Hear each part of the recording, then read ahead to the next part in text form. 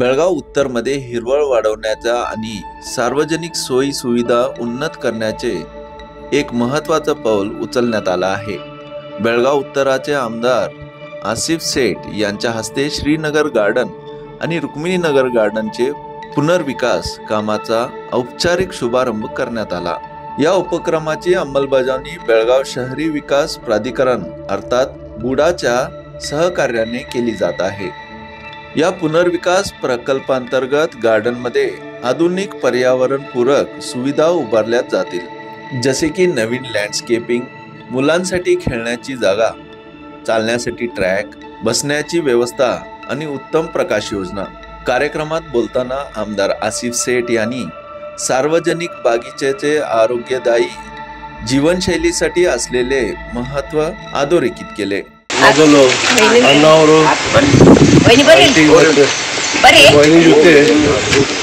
ಕೆಲಸ ಮಾಡಿದ್ರು ಅದ್ರ ಮೇಲೆ ಬಂದು ಕೆಲಸದಿಂದ ಜರೂರಿ ಇದೆ ಬಂದ ಆಂಟಿ ಹೇಳಿದ್ರು ಇದು ಕೆಲಸ ಹಾಕಿದ್ದೀವಿ ಅದು ಎಲ್ಲ ಕಂಪ್ಲೀಟ್ ಮಾಡ್ತೀವಿ 25 ಲಕ್ಷ ಹಾಕಿದ್ದೀವಿ ಅದು ಮತ್ತು ಶೆಡ್ ಹಿಡಿದ್ರಿ ಶೆಡ್ ಹಾಕ್ತಿದ್ವಿ ಅದ್ರ ಮೇಲೆ ಒಂದು ಕಮಾನ್ಗೂ ಒಂದು ಫಸ್ಟ್ ಪೇಂಟ್ಗೆ ಇದೆ ಅದು ಮಾಡ್ಕೊಡ್ತೀವಿ ಸ್ಟಾರ್ಟ್ ಮಾಡಬೇಕು। ಅದೇನು ಕೆಲಸ ಇರುತ್ತೆ ಹಿರಿಯವರು ಹೇಳಿದಂದರೆ ಅದ್ರ ಪ್ರಕಾರ ಸ್ವಲ್ಪ ಬಿಟ್ಟರು ಇದ್ದಾರೆ ಅದ್ರ ಪ್ರಕಾರ ಎಲ್ಲ ಒಂದು बागीचे म्हणजे फक्त हिरवळ नव्हे, ते शहराच्या जीवनाचा अविभाज्य भाग आहे।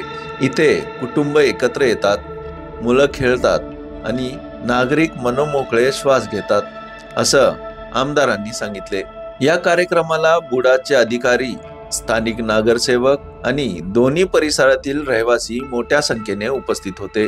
स्थानिकांनी या उपक्रमाबद्दल समाधान व्यक्त करत आमदार आणि बुडाचे आभार मानले। ಶಾಸಕರಾದಂತಹ ಶ್ರೀ ರಾಜಶೇಖರ್ ಸಾಹೇಬರಿಗೆ ಇವತ್ತು ನಾನು ಧನ್ಯವಾದ ಹೇಳ್ತೀನಿ। ಯಾಕಂದ್ರೆ ಈ ಏರಿಯಾದಾಗಿತ್ತು ಇಷ್ಟು ದೊಡ್ಡದೊಂದು ಗಾರ್ಡನ್, ಇಲ್ಲಿ ನಮ್ಮ ಮಂದಿ ಈ ಸಬ್ಜೆಕ್ಟಿನ ಪರಿಸ್ಥಿತಿ ಒಳಗೆ ಒಂದು ಎಕ್ಸರ್ಸೈಸ್ ಮಾಡೋದು, ವಾಕಿಂಗ್ ಮಾಡೋದು ಭಾಳ ಇಂಪಾರ್ಟೆಂಟ್ ಐತ್ರಿ। ಔಷಧಿಗಿಂತ ಹೆಚ್ಚಿಗೆ ನಮ್ದು ಈಗ ವಾಕಿಂಗ ಏನು ನಾವು ಮಾಡ್ತಿರಲ್ಲ, ಒಂದು ಒಳ್ಳೆ ವಾತಾವರಣ ಇದನ್ನೇನು ಒಂದು ನಿರ್ಮಾಣ ಮಾಡೋಕ್ಕೆ ಒಂದು ಏನು ಸಹಕಾರ ಕೊಡತ್ತಾರ ಅವ್ರು ಇಲ್ಲಿ ಜನರಿಗೆ, ಅವ್ರಿಗೆ ನಾ ಫಸ್ಟ್ ಎಲ್ಲ ನಮ್ಮ ಮಾಳಮೂರ್ತಿ ಪರವಾಗಿ ಜನ ಪರವಾಗಿ ಧನ್ಯವಾದ ಹೇಳ್ತೇನೆ ರೀ।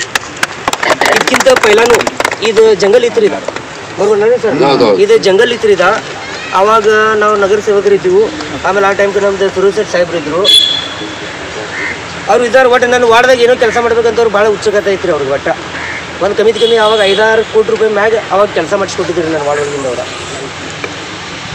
ನನ್ನ ಹೆಸರು ಬರೋದನ್ನ ಅವರು ಕಾರಣ ರೀ ಆ್ಯಕ್ಚುಲಿ ಆ ಟೈಮ್, ಯಾಕಂದ್ರೆ ಅವ್ರು ಕೆಲಸ ಮಾಡ್ತಿದ್ರಿ ಹೆಸರು ನಾಶಗುಡಿ ಅದನಪ್ಪ ಅವ್ರ ಜೊತೆ ಅದನ್ನು ಕೆಲಸ ಮಾಡ್ತಾನೆ ನಮ್ಮದು ಹೆಸರು ಆಗ್ತಿದ್ರಿ ಅದ್ರ ಜೊತೆ।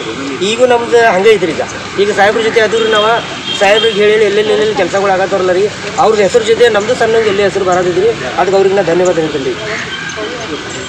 ಈ ಗಾರ್ಡನ್ ಇರ್ಬೋದು ರೀ, ನಮ್ದು ಸೆಕ್ಟರ್ ನಂಬರ್ 12 ಇರ್ಬೋದು ರೀ, ಮಾಂತೇಶ್ವರ ಇರ್ಬೋದು, ಶ್ರೀನಗರ್ ಗಾರ್ಡನ್ ಇರ್ಬೋದು, ಇವು ಒಂದು 8 ವರ್ಷ 9 ವರ್ಷದಿಂದ ಇತ್ತಲ್ಲ ರೀ, ಏನೂ ಇದ್ದಿದ್ದಿಲ್ಲ।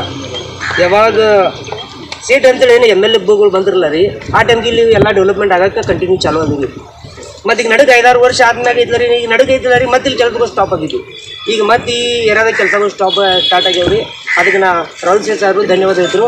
ಮತ್ತು ಇದು 1,25,00,000 ರೂಪಾಯಿ ಸದ್ಯ ಕೆಲಸ ಚಾಲು ಈಗ ಆಗೋದಿಲ್ಲ, ಅದಕ್ಕೆ ಅವ್ರಿಗೆ ಧನ್ಯವಾದ ಹೇಳ್ತೀನಿ। ಇಷ್ಟೇ ನಂದು 2 ಮಾತು।